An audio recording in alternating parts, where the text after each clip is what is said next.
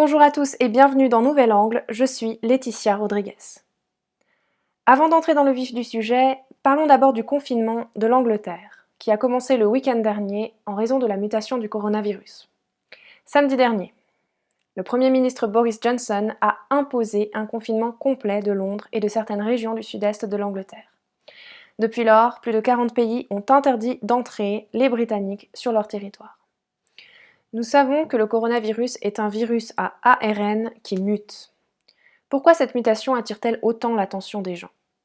En fait, lorsqu'une mutation virale se produit, les gens se posent généralement 3 questions. Premièrement, est-ce que le taux de transmission est plus rapide? Deuxièmement, le virus va-t-il causer davantage de décès ou de maladies graves? Et troisièmement, le vaccin récemment développé va-t-il se révéler impuissant face à cette nouvelle variante du virus?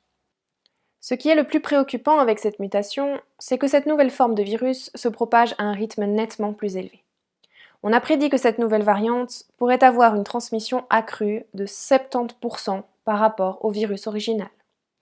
Si c'est réellement le cas, certaines régions seront bientôt complètement contaminées par cette nouvelle variante du virus. Par exemple, près de 60% des nouveaux cas de virus recensés au Royaume-Uni sont causés par cette nouvelle variante. En ce qui concerne le deuxième point, c'est-à-dire le fait que cette nouvelle variante de virus pourrait causer davantage de décès ou des maladies plus graves, cette idée a pour le moment été contredite. Quant à la troisième question, qui est celle de savoir si le vaccin nouvellement développé sera impuissant face à la nouvelle variante du virus, eh bien jusqu'à présent, il semble que les séquences génétiquement ciblées par ce vaccin n'aient pas beaucoup changé. Mais il ne s'agit bien sûr que des premières recherches. Nous avons appris que la Covid-19 est une séquence génétique qui est enveloppée dans une enveloppe protéique qui est coiffée de pics. Ces pics sont comme des clés qui permettent d'entrer dans les cellules humaines. Les vaccins actuels ciblent en fait les pics de l'enveloppe externe de la protéine. L'augmentation du taux de transmission de cette mutation est due au fait que les pics mutés sont devenus plus efficaces. En d'autres termes, la séquence de gènes correspondant à ces pics a changé. C'est pourquoi des recherches supplémentaires vont peut-être être nécessaires pour déterminer si le vaccin actuel est toujours pleinement efficace contre cette nouvelle variante du coronavirus. Des études préliminaires suggèrent qu'il pourrait encore être efficace. Comme nous le savons, la pandémie est une thématique cruciale pour le monde entier. Nos modes de vie, ainsi que de nombreux facteurs politiques et économiques ont été profondément affectés par cette pandémie. Il se peut que nous ayons à revenir sur ce sujet à l'avenir dans Nouvel Angle. Passons maintenant à notre sujet principal du jour. Dans notre dernier épisode, nous nous sommes concentrés sur une série de choses très importantes qui s'étaient produites sur une durée de 20 heures, du soir du 17 décembre au soir du 18 décembre. Après la publication de notre dernier épisode, j'ai eu accès à davantage d'informations. Selon un reportage du New York Times du 19 décembre, le président Donald Trump a organisé une réunion à la Maison-Blanche vendredi d'avant. Lors de cette réunion, il a émis l'idée de la nomination de l'avocate Sidney Powell comme conseillère spéciale pour enquêter sur la fraude électorale. Le New York Times a été informé de la tenue de cette réunion par 2 personnes qui avaient eu vent de la discussion, et non pas par des personnes qui ont assisté elles-mêmes à la réunion. En fait, ce reportage du New York Times est un reportage typique des médias grand public, qui conjugue à la fois des faits et de fausses informations. Le New York Times a indiqué que la réunion s'était tenue à la Maison-Blanche et que Giuliani s'était joint à la discussion par téléphone dans un premier temps. Plus tard, dans l'après-midi, Giuliani s'est rendu directement à la Maison-Blanche pour participer à la réunion. Le New York Times a ajouté, citation, « La réunion était bruyante et les gens se criaient parfois dessus. Certains hauts fonctionnaires de l'administration sont entrés et sont sortis pendant la réunion. » Selon l'article du New York Times, la discussion a principalement porté sur la possibilité de nommer Sidney Powell comme conseillère spéciale. L'article ajoute que la plupart des conseillers du président Trump se sont opposés à cette idée, y compris Giuliani. L'article précise encore que la possibilité d'un recours à la loi martiale a également été débattue. Il indique que le conseiller de la Maison-Blanche, Pat Cipollone, et le chef du cabinet de la Maison-Blanche, Mark Meadows, sont totalement opposés à cette idée. Plus tard, CNN et d'autres médias ont également fait un compte-rendu de cette réunion. Au petit matin du 20 décembre, le président Trump a envoyé un bref tweet disant que ce qui avait été dit au sujet de la loi martiale dans les médias n'était que des fake news. Citation, Encore de mauvais reportages en connaissance de cause. En d'autres termes, le président Trump a complètement nié ce qui avait été dit au sujet de la discussion sur la loi martiale lors de la réunion. Mais alors, quel était le véritable objectif de cette réunion? Les participants à la discussion étaient Maître Powell, le général Flynn, Giuliani, ainsi que le chef de cabinet de la Maison-Blanche, Mark Meadows, et le conseiller juridique de la Maison-Blanche, Pat Cipollone. Il y a encore une autre personne qui était présente à la réunion, Patrick Byrne, qui est le fondateur et l'ancien PDG d'Overstock, une grande entreprise de vente en ligne aux États-Unis. Après la réunion, il a apporté quelques détails au sujet de la réunion. Il a déclaré sur Twitter, citation, « J'étais dans la salle quand cela s'est passé. Parmi les voix qui se sont élevées, il y avait la mienne. Je peux vous le promettre, le président Trump est très mal servi par ses conseillers. Ils veulent qu'il perde et lui mentent. Il est entouré de mensonges. » Fin de la citation. Les paroles de Byrne sont brutales. Il a également déclaré « J'ai assisté aux 4h30 de réunion. Prétendre que le coup d'État militaire et la loi martiale ont été discutés est totalement fallacieux. Trump est manipulé par ses propres conseillers qui disent au personnel « Faites en sorte que le président concède. » Il a également déclaré « Meadows et le personnel juridique dirigé par Cipollone détruisent minutieusement chaque discussion ou idée qui leur est présentée. Leur façon de concevoir les choses est systématique. Nous ferions mieux de ne pas essayer cela, cela pourrait ne pas marcher, cela nuirait à votre réputation dans la presse, etc. Je ne plaisante pas, ils disent tous des choses comme ça. » Byrne a poursuivi « C'est tout à fait probable que Trump gagne. Aucune loi martiale n'est requise. Sidney et Flynn ont présenté un parcours dont j'estime qu'il a 50 à 75% de chances de mener à la victoire. Le personnel de Trump essaie simplement de le convaincre de ne pas agir et d'accepter ce qui se passe. En tant que PDG, j'ai eu le cœur brisé de voir ce que Donald Trump endure. Il est trahi de l'intérieur. Il croit vraiment qu'il a gagné et il a vraiment gagné. Je n'ai pas voté pour lui, mais je ne peux pas voir notre pays pris en otage et manipulé. Il veut continuer à se battre.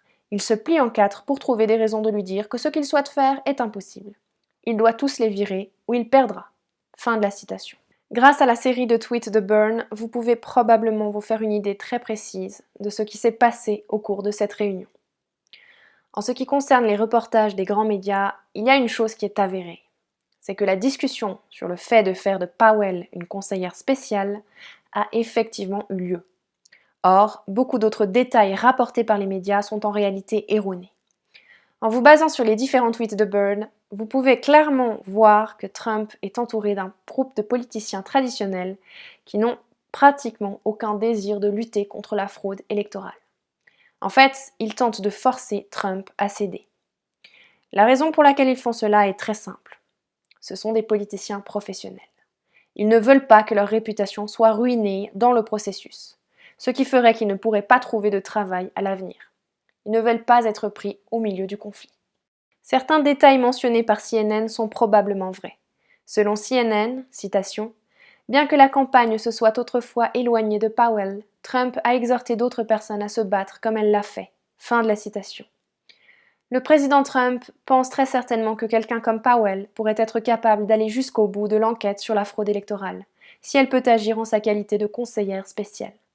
En d'autres termes, M. Trump lui-même se bat réellement, mais il peine à trouver autour de lui la personne idéale pour l'aider. Ainsi, Maître Powell, une étrangère, est devenue la seule personne en qui il peut avoir confiance. Les personnes qui entourent Trump le piègent, le tirent, le traînent et ne le laissent pas aller de l'avant. Trump se rend compte de cette réalité, mais ce qu'il peut faire dans cette situation est vraiment très limité. Beaucoup de gens pourraient penser que pendant la réunion, Trump s'est finalement laissé persuader par ses conseillers d'abandonner le combat. Il semble que ce ne soit pas le cas. Pourquoi ? Dimanche d'avant, CNN a publié un nouveau rapport disant que l'avocate Sidney Powell, citation, a été aperçue alors qu'elle quittait la Maison-Blanche le dimanche soir, quelques jours seulement après une réunion explosive du bureau ovale avec certains des conseillers du président Donald Trump.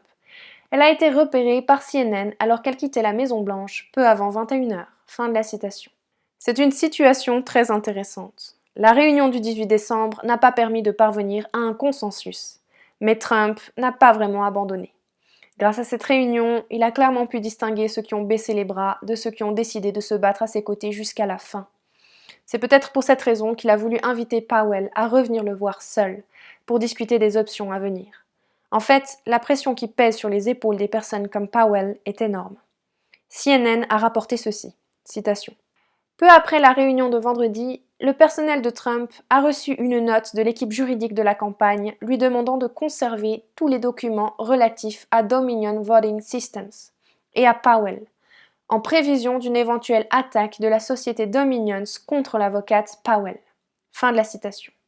La note, que CNN a eue sous les yeux, fait référence à une lettre que Dominion a envoyée à Powell la semaine dernière, lui demandant de se rétracter publiquement.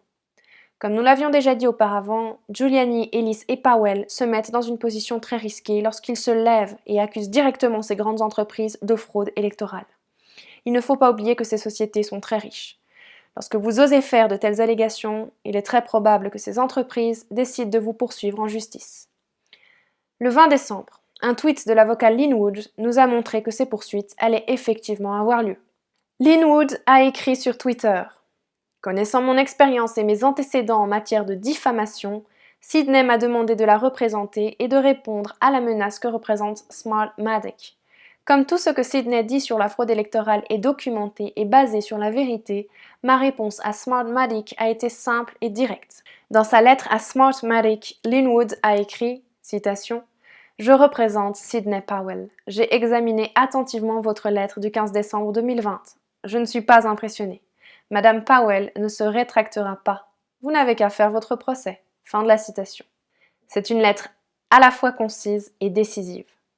Vous pouvez y voir que, bien que des personnes soient actuellement en train de subir une pression énorme, elles restent fortes et déterminées. Nous sommes dans une situation où les personnes courageuses sont l'épine dorsale de nos nations. Tant de gens pensent actuellement à leur propre intérêt personnel avant toute chose. Mais des gens comme Lin Wood et Powell, qui sont des citoyens américains et qui ont réussi leur carrière avec brio, s'élèvent au milieu de cette tempête, défiant directement les éléments les plus pervers, et ce sur tous les fronts. Dans ce processus, quelle qu'en soit l'issue, leur courage de se battre à tout prix pour les Américains et pour la vérité est admirable. Nos pays francophones ont longtemps été tenus à l'écart des informations véritables relatives aux États-Unis, car les médias grand public de nos contrées reprennent mot pour mot la ligne rhétorique des grandes presses américaines sans les remettre en question. Heureusement, aujourd'hui partout dans le monde des voix s'élèvent, car les gens sont à la recherche des faits véritables, exempts de la réécriture diffamatoire qui a longtemps été faite et qui est encore faite actuellement au sujet de tous ceux qui prônent la justice, le retour des traditions et de la morale d'autrefois. Nouvel Angle s'engage à traiter les informations à la source et ne s'oppose pas à ceux qui dénoncent la corruption. Est-ce que vous l'avez remarqué? Depuis de nombreuses années, les personnes qui pointent du doigt les véritables fléaux de notre société sont dépeints comme des diables et sont la cible des personnes corrompues. Mais vous l'avez bien senti, les choses sont en train de s'inverser. Et ce n'est qu'une question de temps avant que justice soit faite.